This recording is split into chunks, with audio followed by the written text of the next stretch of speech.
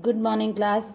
बेटा आज हम पढ़ेंगे अनेकार्थी शब्द एवं समोच्चरित शब्द। अनेकार्थी, अनेक अर्थ देने वाले। अनेकार्थी शब्द पढ़ के ही आपको, हेडिंग पढ़ के ही आपको प्रोनाउंस करने के बाद आपको समझ में आ जाना चाहिए कि इसका मीनिंग क्या होता है। बहुत बार जैसे बच्चों, मतलब आपकी क्लास के बच्चों ने बताया कि कन्फ्यूज़न होता है भिन्नार्थक और अनेकार्थी शब्द में, इसलिए आज हमने ये स्टार्ट किया है।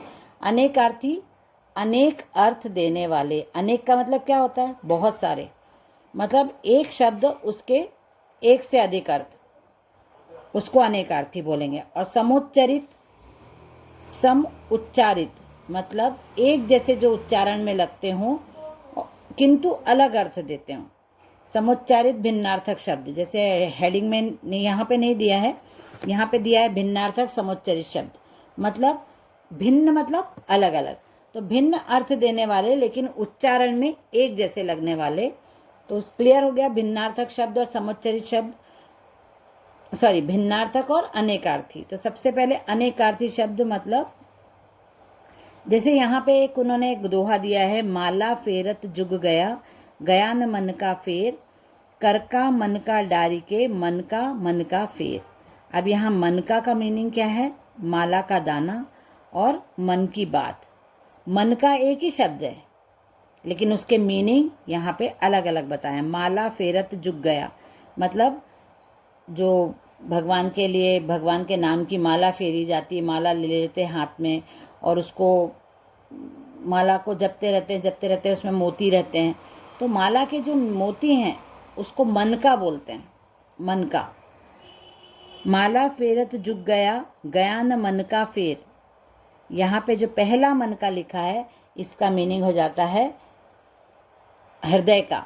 मन मतलब हमारा हृदय, मन के भाव है ना, जो हमारा दिल होता है, हृदय होता है, और वो जो काम करता है वो होता है मन, है ना। मन से बोला, मन से काम करना, मन के भाव, मन की इच्छा, ये सब मन का। गया न मन का फेर मतलब मैंने बहुत माला वाला फेरी लेकिन मेरे मन के जो, मन में जो गलत बातें चलती रहती हैं वो माला फेरने के बाद भी नहीं गई। कर का मन का डारी के, मन का फेर। कर मतलब हाथ, कर का मन का डारी के मतलब डाल दो। कर का जो मन का है, जो आपने हाथ में जो मन का लिया हुआ है, मोती लिया हुआ है हाथ में, जो माला, मोतियों की माला ली है हाथ में फेरने के लिए, भगवान के नाम के लिए, दिखावे के लिए, उसको डाल दो, उसको फेंक दो। मन का फेर, मन में जो आपके मोती हैं, मन में जो भाव हैं, उनको आप बार बार बदलो और उनके मन के मोतियों की माला आप फेरना चालू करो। काली घटा का घमंड घटा। घटा शब्द 2 बार आया है लेकिन इसके मीनिंग दोनों जगह अलग है। काली घटा मतलब काले बादल। घटा हम बोलते हैं ना, जब काले काले बादल आ जाते हैं तब उनको काली घटा बोलते हैं। आसमान में घटा छा रही है, बहुत सारी कविताओं में आपने पढ़ा होगा, जो कवि लिखते हैं वो जब काले बादल छा आते हैं आसमान में बारिश होने के पहले, उसको काली घटा बोलते हैं। तो घटा मतलब काले बादल का घमंड घटा, और यहाँ पे घटा का मतलब है माइनस, घटाना, कम होना। काली घटा का घमंड घटा मतलब काली घटा का घमंड कम हो गया। तो ये घटा का मीनिंग अलग अलग हो गया। कनक कनकते सौगुनी मादकता अधिकाय, या खाए बोराए जग वा खाए बोराए।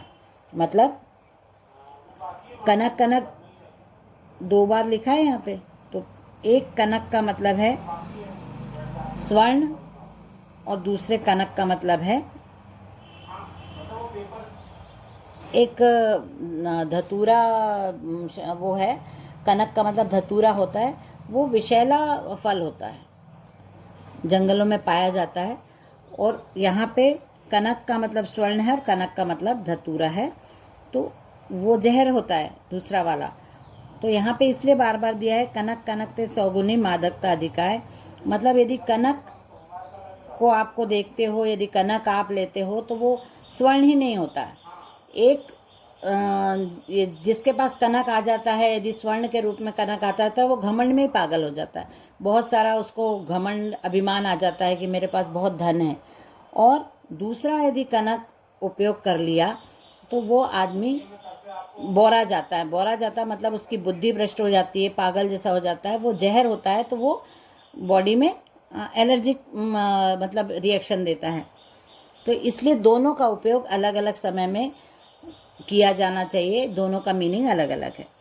मन का माला का दाना और मन की बात, फेर घुमाना फेरना और चक्कर और छल, घटा काले बादलों का समूह और कम होना, और धतूरा, कनक का मतलब धतूरा और स्वर्ण।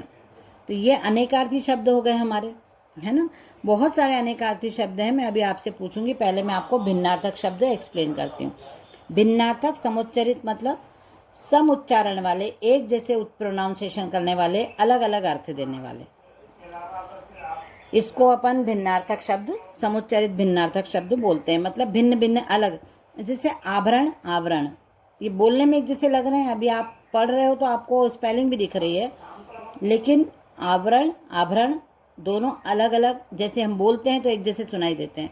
एक आभरण, ये आभरण का मतलब होता है गहना, आभूषण, और आवरण मतलब ऊपर का जो परत रहती है किसी भी चीज का, जैसे कवर बोल सकते हो आप उसको, किसी भी चीज को ऊपर से जो ढका हुआ चीज रहता है उसको आवरण बोलते हैं, कवर, ऊपर की परत बोल सकते हो आप उसको। आगार आकार, आगार का मतलब होता है घर और आकार मतलब होता है शेप, आकृति। अपेक्षा, किसी से उम्मीद करना, किसी से आशा करना, अपेक्षा है, मुझे आपसे बहुत अच्छी अपेक्षा है। उपेक्षा, किसी का तिरस्कार करना, किसी की अवहेलना करना, किसी को ध्यान नहीं देना किसी की तरफ, वो उपेक्षा। ऐसे बहुत सारे अनेकार्थी और भिन्नार्थक शब्द हैं। अनेकार्थी शब्द मैं आपको बताती हूँ,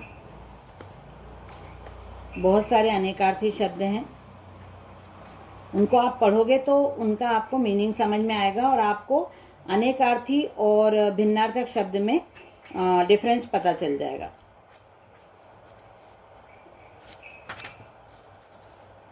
ये जैसे यहाँ पे अनेकार्थी शब्द दिए हैं कुछ, ये देखो। मत, अनेकार्थी शब्द एक ही है, उसके मीनिंग कितने हैं लिखे हैं, 2। मत का मतलब नहीं, मत करो, नहीं मत बोलो, मतलब नकारना, किसी चीज को नहीं बोलना, नो। और मत का मतलब राय, आपका क्या मत है ना। वोट, इंग्लिश में वोट बोल देंगे अपन मत को। आपका, जैसे हम वोट देने भी जाते हैं, वोटिंग करते हैं, तो वो हमारा मत होता है ना, हमारा राय होता है, हमारे किसी के लिए समर्थन होता है, तो मत का मतलब राय। फूल, फूल का मतलब पुष्प भी होता है, फूलना क्रिया। हरा, एक रंग और हराना क्रिया। मिट्टी, मिट्टी को धूल भी बोलते हैं, और मृतदेह या नश्वरता या खत्म हो जाना। सोना, स्वर्ण और सोने की क्रिया। लाल, लाल मतलब पुत्र और लाल रंग या रत्न भी हो सकता है। नाक, इज्जत और हमारे शरीर का एक अंग विशेष। इसी तरह है, सब नहीं मैं आपको करवाऊंगी, नहीं तो बहुत आपको बहुत ज़्यादा।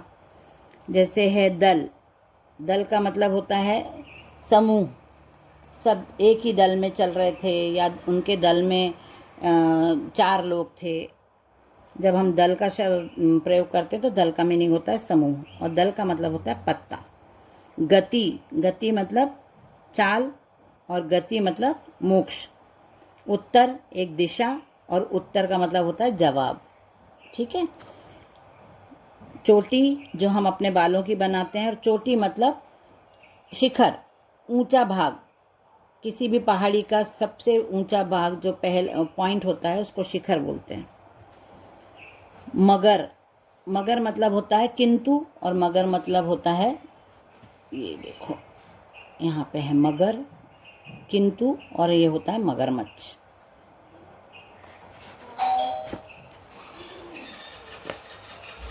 ये हमने कुछ अनेकार्थी किए। पूर्व, पहले और दिशा। उत्तर, जवाब और एक दिशा होती है। ऐसे बहुत सारे, जैसे पत्र है, पत्र मतलब चिट्ठी, और पत्र मतलब पत्ता भी होता है। कुल, कुल का मतलब होता है जोड़ या योग, और दूसरा अर्थ है उसका वंश। पशु, पशु मतलब असभ्य, किसी को बोल देते हैं जब कोई गलत व्यवहार करता है तो उसको बोलते हैं पशु हो, और जो जानवर होते हैं उनको भी पशु बोला जाता है। तो ये अनेकार्थी हमने कर लिए। अनेकार्थी अभी मैंने बताया। अब मैं आपको बताती हूँ भिन्नार्थक। भिन्नार्थक जैसे हमको उच्चारण करके ही पता चलता है कि भिन्न भिन्न अर्थ देने वाले, अलग अलग अर्थ देने वाले, लेकिन सम उच्चारण, एक जैसा उच्चारण जिनका हो, प्रोनाउंसिएशन एक जैसा हो और अर्थ अलग अलग हो, वो होते हैं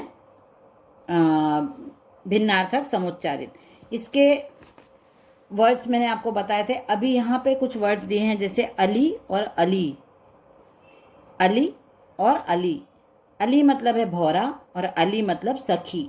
जो पुराणों में या जैसे हम लोग जो वो पढ़ते हैं काव्य, कविता, दोहा, उनमें आपने देखा होगा कि राधा या सीता जो थी, उनके जो सहेलियां होती थी उनको सखी कहा जाता था पहले। अवलंब, अविलंब, यहाँ पे व में ई की मात्रा है, यहाँ पे मात्रा नहीं है। अवलंब, अविलंब बोलने में एक जैसे लगते हैं। अवलंब का मतलब होता है सहारा और अविलंब का मतलब होता है शीघ्र, जल्दी।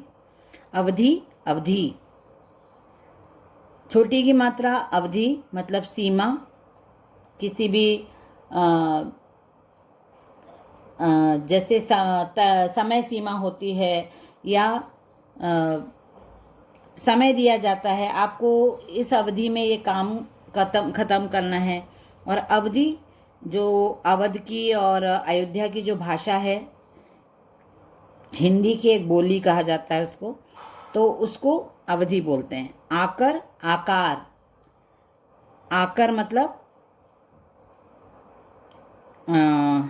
क्रिया भी हो सकता है। यहाँ आकर बैठो, यहाँ आकर आपने क्या किया, ये क्रिया हो सकता है। और यहाँ पे लिखा है खान, है ना। और आकार मतलब शक्ल या रूप, आकृति, आकार मतलब किसी चीज को एक रूप देना। अविराम लगातार, अभिराम सुंदर। कुल वंश या सब, योग, और कूल मतलब किनारा। ये प्रोनाउंसिएशन तो एक जैसा है, लेकिन इसका मीनिंग हमने अलग अलग दिया है। तो ये भिन्नार्थक और समुच्चारित आज हमने किए। कुछ शब्द होमवर्क में आपको दे रही हूँ कि अनेकार्थी और भिन्नार्थक शब्द लिखिए। तो आप 5-5 शब्द लिख के और उसका अर्थ लिख के मुझे सेंड करेंगे, ठीक है। चलिए, बाय एवरीवन।